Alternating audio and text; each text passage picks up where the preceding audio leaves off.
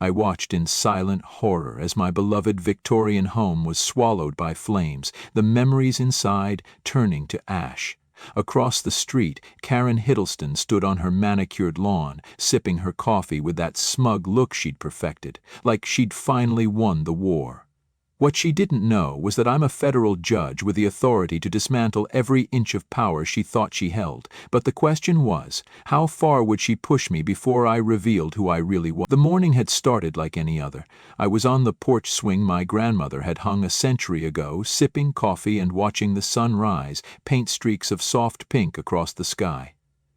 The house's signature purple trim caught the light in a way that made it glow. That's when I saw her, Karen Hiddleston.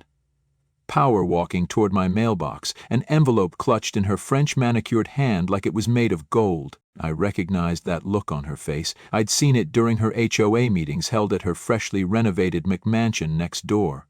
My stomach turned as she dropped the envelope into my box and lingered, snapping photos of my yard with her phone. My grandmother's rose garden was in full bloom, wild and glorious, a defiant contrast to her perfectly sculpted boxwoods. I knew she despised every unruly petal. The envelope contained what she called an exciting opportunity, a formal invitation to join the newly established HOA. It included a glossy brochure showcasing identical beige houses with matching mailboxes. The membership fee? $5,000, plus monthly dues of $350. But what made my hands tremble wasn't the price. It was the mandatory property modification list attached. Remove all non-approved paint colors, including my grandmother's beloved purple trim. Replace the heritage rose garden with approved vegetation. Dismantle the antique wind chimes that had lulled me to sleep since childhood. I watched from the window as Karen returned to her house, phone pressed to her ear. "Yes, I just delivered the final invitation," she said sweetly. "She'll have to join now. Hers is the last holdout on the block. Once her place is under control, property values will skyrocket." That evening I walked over to her house, the invitation in hand. Her doorbell played a chime version of "We Are the Champions." Of course it did. She answered the door wearing a neighborhood watch captain badge, her lips stretched into something she must have thought was a friendly smile. "I've reviewed your invitation," I said calmly, relying on years of courtroom experience to keep my voice composed. "I'm going to decline. This house has been in my family for 3 generations, and I plan to preserve its historic character." Her smile vanished faster than free wine at a town hall meeting. "You don't understand," she said, stepping closer. "This isn't really an invitation. The HOA's already registered. You're surrounded by members. You have to join." I pulled out the property maps I'd researched that afternoon.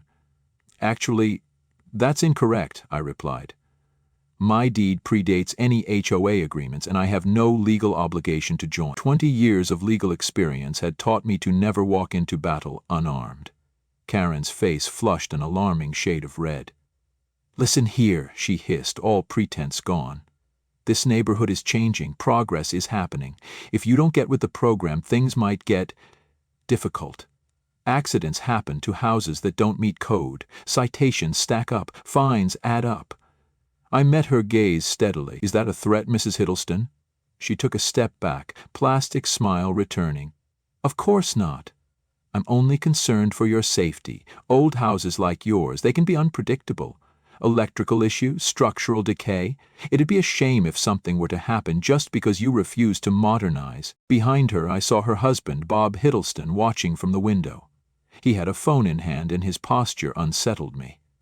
I nodded and turned to leave. "1 week," Karen called after me. "You have 1 week before the HOA board meets to discuss enforcement options." As I walked back, I noticed unfamiliar faces peering from curtains, Karen's allies, no doubt. Something in my gut told me this wasn't going to end with a simple no. That night, I installed a full security camera system documenting every corner of my property. My instincts were on fire, and experience had taught me to never ignore them. What I didn't know was that this wasn't just about purple trim or landscaping regulations. I'd dealt with difficult people my entire career, but Karen was something else entirely. That night, as I drifted off to the soft song of my grandmother's wind chimes, I had no idea the war was only beginning, and that my home would be its first casualty. The next morning, Karen's shrill voice woke me. "Those hideous purple trims are destroying our property values." I peeked through the curtains and saw her leading a group of HOA members, clipboard in hand, performing their so-called morning inspection. They snapped pictures of my porch, the rose garden, even the wind chimes. I tried to enjoy my coffee on the porch, but their whispers reached me across the lawn. "Did you see those ancient chimes? Not HOA approved. And those roses, they're 3 inches over regulation height." Every day brought new complaints. Bright orange violation notices were taped to my door, violations that hadn't existed before the HOA was formed. My grandmother's rose garden became a nuisance. The iconic purple trim, once photographed by tourists, was now enemy number 1. One Tuesday, I caught Karen measuring my lawn with a ruler. 11.5 inches, she announced triumphantly to her sidekick Barbara, who scribbled in a notebook. "That's 3.5 inches over code." I stepped outside with my coffee. "You're trespassing," I said evenly. "This is private property." Karen just smiled and snapped another photo. The harassment escalated. Landscapers arrived at 7 a.m. every Saturday, their blowers suspiciously loud right outside my bedroom. Anonymous complaints to code enforcement became a weekly ritual, but every time I calmly showed the officials my home's historic status paperwork, watching Karen stew behind her curtain. Then came the psychological games. Karen began hosting HOA meetings in her driveway directly outside my home office. I could hear them through the walls, whispering about problem houses and reputation damage. My security cameras caught them letting their dogs relieve themselves on my lawn. When I confronted them with footage, Karen gasped dramatically. "Oh no, my precious Bentley would never." Meanwhile, her massive golden doodle left yet another gift on my lawn. The final straw came during their annual block party. I wasn't invited, of course, but I could hear everything from my porch. Laughter, music, the clinking of wine glasses, and then Karen's voice rising above the rest. "I just don't understand why she won't cooperate. We're trying to make this neighborhood beautiful. Some people just can't let go of the past." They laughed like a pack of hyenas, and I sat there silent, furious, calculating. This wasn't just pettiness anymore. This was warfare, and Karen Hiddleston had no idea who she was up against. But she was about to learn. Karen was loudly discussing plans to revitalize the neighborhood again. "Some older properties," she announced, casting a deliberate glance toward my house, "just don't fit our community vision anymore." That was when I noticed several of her allies subtly taking photos of my home's foundation, whispering about supposed structural concerns. I stayed calm. Later that evening, as I turned off the porch light and glanced across the street, Karen's group was huddled in her driveway. They didn't look like neighbors chatting, they looked like conspirators. I asked myself the same question I had been asking more frequently each day. How long should I wait before showing them exactly who they were messing with? I never expected to find Karen and 2 other HOA board members skulking around my property at midnight. But there they were, illuminated by the kitchen light as I went to get a glass of water. My breath caught when I saw what they were carrying: chemical sprayers, pointed directly at my grandmother's century-old rose garden. "What do you think you're doing?" I called from the porch, already recording with my phone. Karen jumped but recovered quickly. That sickly, sweet smile spread across her face like a rash. "Oh, we're just helping eliminate these invasive species," she said, continuing to spray. "The HOA has strict rules about non-native plants. If you'd just join us, we could handle these issues properly." I stepped closer, my voice steady even as my blood boiled. "Those aren't invasive species, Karen. They're heritage Victorian roses, planted by my grandmother in 1960. I have the original documentation and Gardening Society registration to prove it." The 2 board members shifted, clearly uncomfortable, but Karen stood firm. "Well, someone complained about the smell," she said, sniffing dramatically and adjusting her designer pajama top. "And those thorns, well, they're a safety hazard. Children walk past here." "Behind my fence," I replied coldly, switching on the security lights. "This is private property. The boundary is clearly marked, and right now you're trespassing." That's when Bob Hiddleston, Karen's husband, emerged from the shadows. A retired police sergeant, He'd always acted like a badge gave him the right to intimidate. Now, he said, hands up in mock calm, let's not throw around accusations. We're just trying to maintain neighborhood standards. Nobody wants to live next to a jungle. Across the street, I noticed Mrs. Laura peeking through her curtains. She was one of the first targets. After similar late-night visits, she'd been bullied into joining the HOA. Her intricate rock garden was gone within days, replaced with soulless, HOA-approved shrubs. The next morning, I stepped into the garden and nearly collapsed. My roses, my grandmother's roses, were dead. Blackened, wilted, poisoned. Karen had made a mistake. She'd exposed the HOA's pattern, targeted harassment of any homeowner who refused to comply. I spent my lunch break at the county records office. What I found confirmed everything. Every house that initially declined HOA membership had experienced mysterious code violations, sudden accidents or damage, until they eventually gave in or sold. That afternoon, I installed high-definition security cameras, camouflaging them carefully among my remaining flowers. That evening, Karen led a group of potential buyers past my home. "Of course this eyesore will be dealt with soon," she said loudly. "We have ways of handling difficult residents." The harassment ramped up. My mailbox was knocked over 3 times. Anonymous noise complaints were filed on days I wasn't even home. Code enforcement began showing up daily, never finding anything wrong but always returning. My garbage bins vanished, only to reappear labeled in violation of HOA standards. Still, I documented every incident, quietly, methodically, building my case. But Karen's group was growing bolder. They began hosting HOA meetings directly in front of my house. One afternoon, I watched from the window as Karen waved her designer handbag in the air, pointing toward my porch. "This property is dragging down our values," she declared. "But don't worry, it won't be a problem much longer." The final straw came when I caught them tampering with my fence posts that had stood untouched for over 100 years. My cameras recorded them pretending to measure the sidewalk while subtly loosening the historic fixtures. Karen's voice was crystal clear in the footage. "Once these fail inspection, she'll have to replace the whole thing. That'll cost thousands. Unless she joins the HOA, of course." That night, while reviewing the footage, I noticed something else. Something far more sinister. Every so-called HOA inspection included someone quietly photographing my electrical boxes, gas lines, and utility meters. They were systematically identifying every vulnerability. Why? The pieces were falling into place, and what they revealed chilled me. Karen wasn't just trying to bully me into joining. She was laying the groundwork to break me. But I couldn't act yet, not until I had everything. What I didn't know was that Karen had already launched the final phase of her plan. The next morning, everything changed. I was in court, robe on, gavel poised, sentencing a corrupt county contractor to prison. The courtroom was still as stone when my clerk Linda burst through the door, face pale, voice shaking. "Your Honor," she gasped, "your house, it's on fire." 5 words. That's all it took to make my blood run cold. I tore off my robe, sprinted down the courthouse steps, heart pounding as I fumbled for my car keys. The drive took 15 minutes, but it felt like an eternity. From 3 blocks away, I saw the smoke, thick, black, furious. My grandmother's purple trim was being devoured by orange flames. I skidded to a halt in front of my burning home.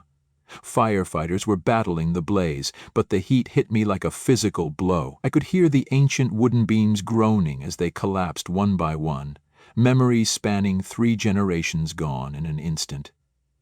Through the blur of tears, I saw her, Karen, standing in her driveway sipping coffee, wrapped in an overpriced yoga set like she was watching the weather report. Her lips curled into that same smug smirk. Beside her stood Bob and 2 HOA board members, whispering, pointing, nodding at each crumbling section of my home. They weren't even pretending to hide their glee. Fire Chief Jessica approached me, face grim. "Ma'am, we believe it was an electrical fire. These old houses, wiring can be a real hazard." But I knew better. Just yesterday, my home had passed its annual electrical inspection with flying colors, just like it had every year. I'd made sure of it. After all Karen's talk about safety concerns for historic properties at that last HOA meeting, I wasn't about to give them an opening.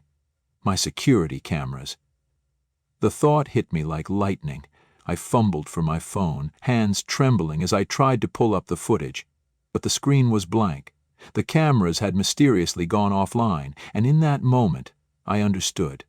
This wasn't an accident. It was an execution, and Karen Hiddleston had just made the mistake of turning a federal judge into her enemy. The footage timestamp read 3 a.m., exactly 4 hours before the fire started. That was no coincidence. As I watched my home burn, waves of memories rolled through my mind.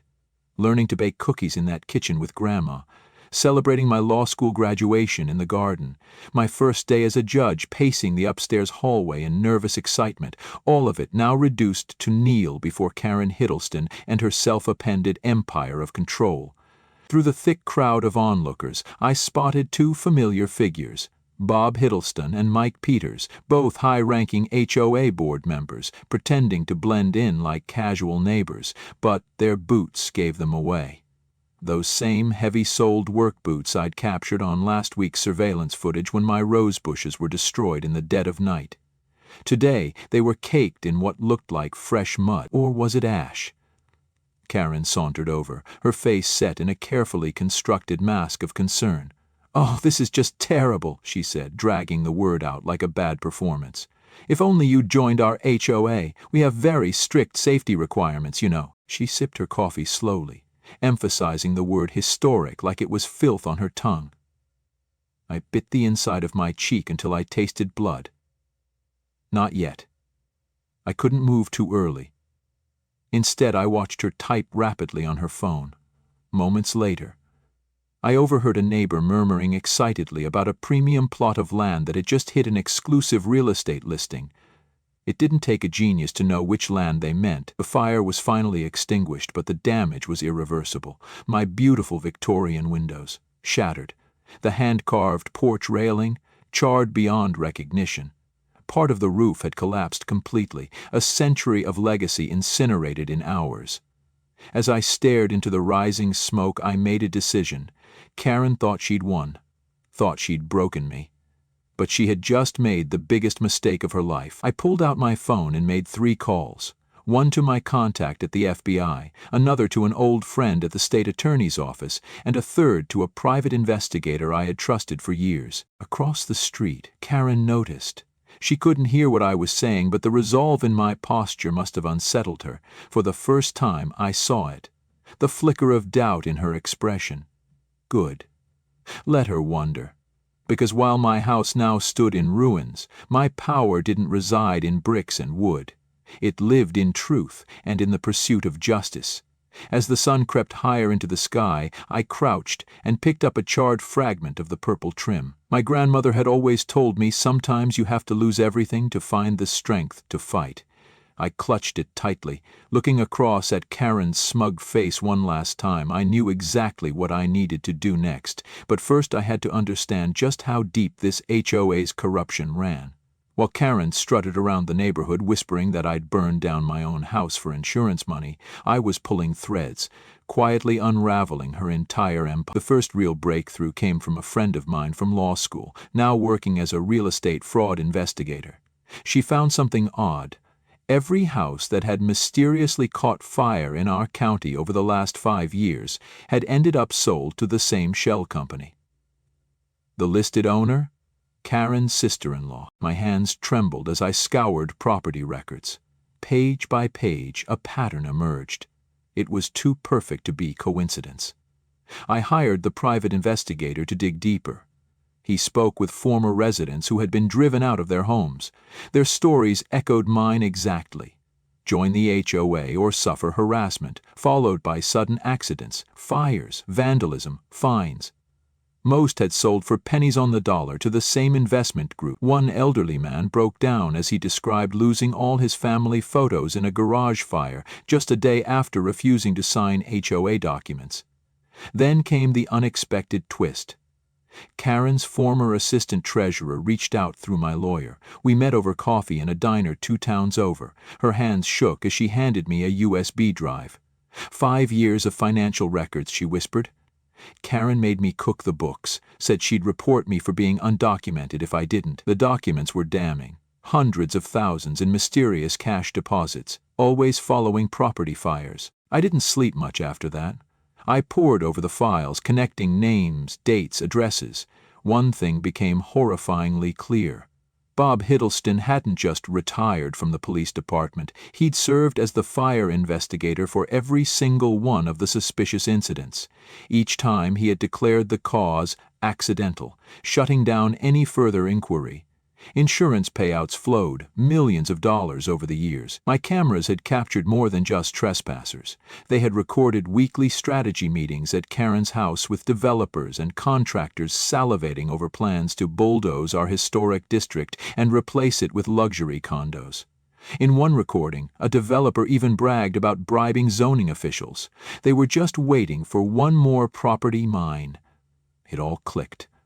Karen had a pattern. She targeted homes with unique value, especially historical properties that couldn't easily be replicated. First came the rule violations, then the vandalism, then the accidents. And finally her group would swoop in with offers to help. It was all a game of forced acquisition. Late one night I stumbled on the smoking gun, archived county records showing Karen had pulled this scheme 3 times before in 3 different counties.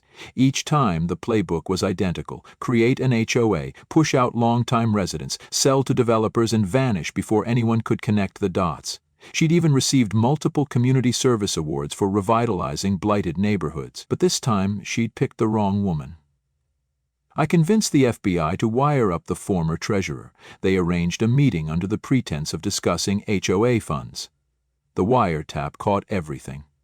Karen laughed about which homes might have electrical problems next. She threatened the treasurer, saying she'd vanish like all the others if she ever talked.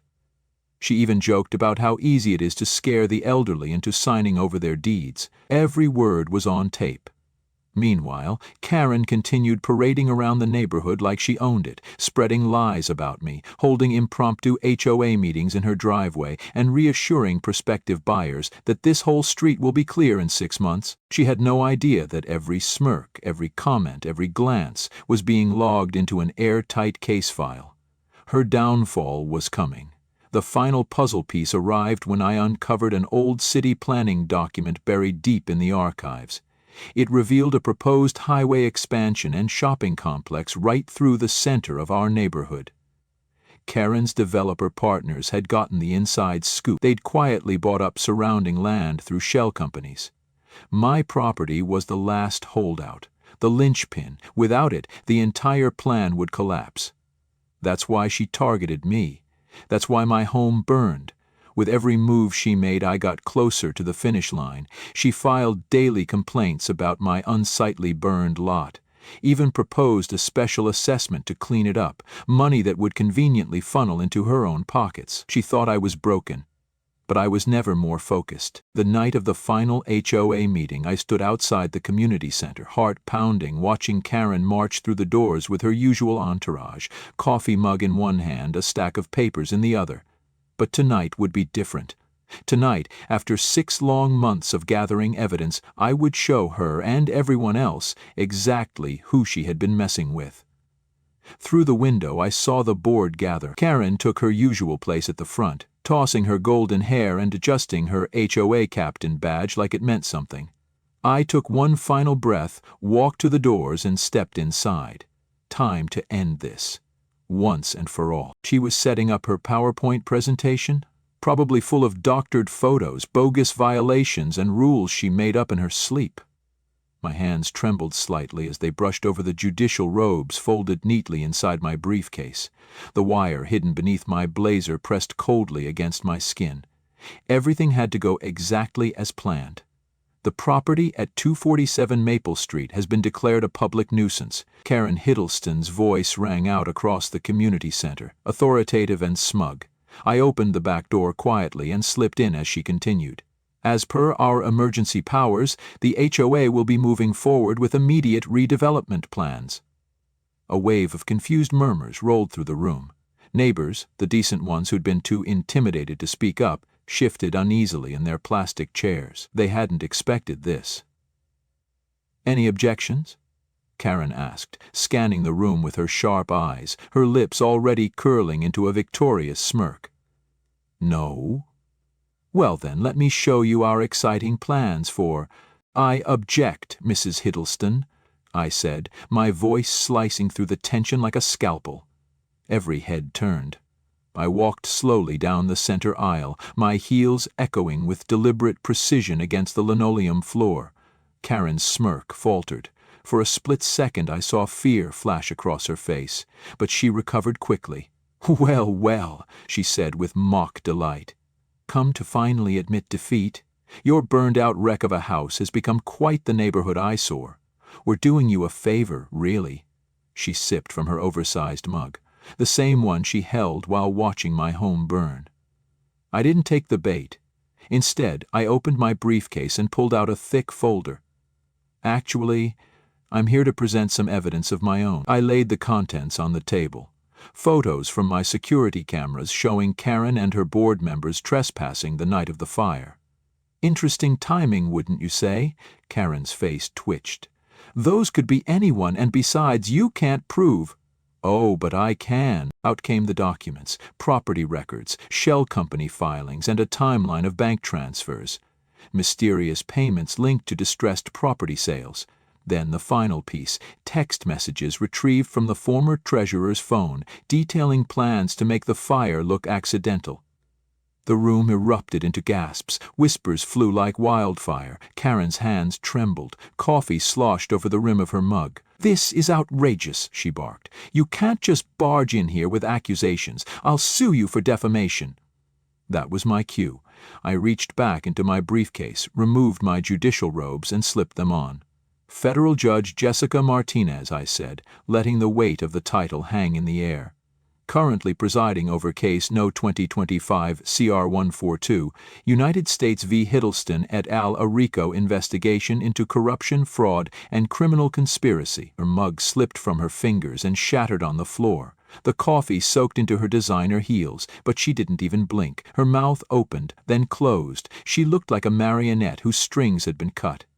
FBI, a voice barked. Right on cue, agents flooded in from both exits, weapons holstered but badges raised. Karen's husband, Bob Hiddleston, made a move for the emergency door, but he didn't make it far, 3 steps before being tackled. I walked slowly toward Karen, who had collapsed into her cherished president's chair, hands gripping the armrests like a lifeline. You know what the biggest mistake criminals make? I said quietly. They get so consumed with their own power that they forget to ask one very important question. Who were they actually dealing with? I picked up the fallen gavel, the one she had used to declare my home a blight. Meeting adjourned. The sound of handcuffs closing echoed like thunder. As the FBI led Karen, Bob, and the rest of the board members out of the building, my neighbors rose to their feet in applause, years of fear and silence finally broken. Mrs. Maria from across the street rushed forward and hugged me, her cheeks wet with tears. We should have stood up to them with you, she whispered. I hugged her back, watching Karen being escorted to a waiting cruiser. Sometimes, I said softly, justice has to take the long road, so it arrives in the right place. The morning of the trial had a different air to it. I stood before my mirror, adjusting my robes, thinking of Karen's laughter as my house burned. She wasn't laughing now. The courtroom was packed. Reporters, former victims, neighbors from every corner of the county, even people from other towns who had followed the story. Some had come to testify. Others came to see justice finally catch up. Karen walked in wearing a tailored gray suit instead of her usual yoga attire, but her eyes locked on mine, and she turned ghost white. She grabbed her lawyer's arm and whispered urgently, "That's her. That's the one. The judge. The house we burned." Her lawyer dropped his pen. The evidence was overwhelming. Our investigation uncovered 15 other homes that mysteriously caught fire after resisting HOA pressure. The pattern was always the same: harassment, vandalism, and then fire. The properties were bought for a fraction of their value, via a shell company linked to Karen's brother-in-law. We played the footage of Karen and her board dousing my rose bushes at 2 a.m. The entire courtroom gasped. Karen's own voice rang through the speakers. Once it burns, she'll have to sell. She shook her head, mouthing no, as if that could undo what she'd done. But the real shock came when Bob Hiddleston broke down and flipped. He testified under oath how they had orchestrated the scheme, how they hand-picked targets, how they paid off city inspectors, how he had falsified fire reports for years. Karen screamed, "Liar!" so loud the bailiff had to remove her from the courtroom. Then came the stories. Mrs. Maria spoke of losing decades of photos in a sudden blaze. The Patel family told of how their grandfather's ashes were destroyed in a fire that broke out days after they declined to join the HOA. Each testimony chipped away at the mask Karen had worn for so long. Each story made her shrink deeper into her chair. When I delivered the verdict, my voice didn't waver. 25 years for Karen. 15 each for the board members. Their faces said everything. Shock, then disbelief, then the realization that no amount of money or arrogance could shield them from accountability. Karen tried to speak, a last desperate plea about preserving property values. I cut her off. Just like she had cut me off all those months ago when I tried to explain the importance of my grandmother's roses. That was 6 months ago. Today I watch from my porch as construction crews put the final touches on my rebuilt Victorian. The purple trim, just as Grandma painted it. The rose garden, replanted from the surviving bush, stronger than ever. Karen's former home was seized and sold to pay restitution. It now belongs to a lovely immigrant family. Their children play in the front yard, laughing where Karen once stood, snapping photos of violations. Our neighborhood has changed, not into some HOA-controlled paradise, but into something better. We formed a true community association, one that helps, not harasses, one that cares. We have garden parties and block barbecues. Just last week, Mrs. Maria brought over her famous empanadas and showed me restored versions of the photo albums she'd thought were lost forever. Sometimes neighbors pass by while I'm pruning the roses and simply say, "Thank you," not for being a judge, but for standing up when no one else could. The local news ran a follow-up. They called it The Rise of Maple Street, a story of how a neighborhood found its soul after shaking off fear. The Patel family now hosts our monthly meetings in their beautiful backyard. No agendas, no fines, just laughter and shared stories. On my desk at the courthouse sits a cracked ceramic mug, the one Karen dropped when she realized who I was. It reminds me daily, justice moves slow, but it moves sure, and every morning with a fresh cup of coffee in hand I sit on the porch, watching the sun rise through windows framed in perfect purple trim, knowing deep in my bones that sometimes the best revenge isn't punishment, it's rebuilding something more beautiful than what was ever destroyed. In today's world, where power often hides behind petty rules and polished smiles, stories like this remind us.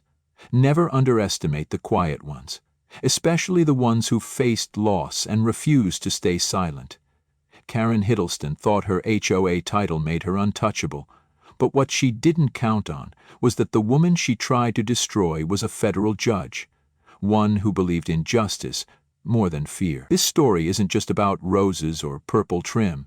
It's about standing up to bullies, about preserving family, and about knowing your rights.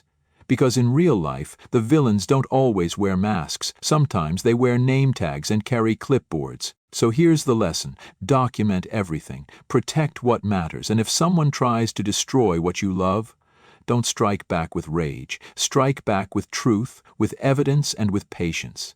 Justice may take time, but when it arrives, it changes everything. If this story moved you, inspired you, or made you cheer, make sure to follow and subscribe to the HOA Revenge YouTube channel. New stories, real power, and proof that karma wears a badge and carries a gavel. Justice doesn't knock. Sometimes it kicks the door in.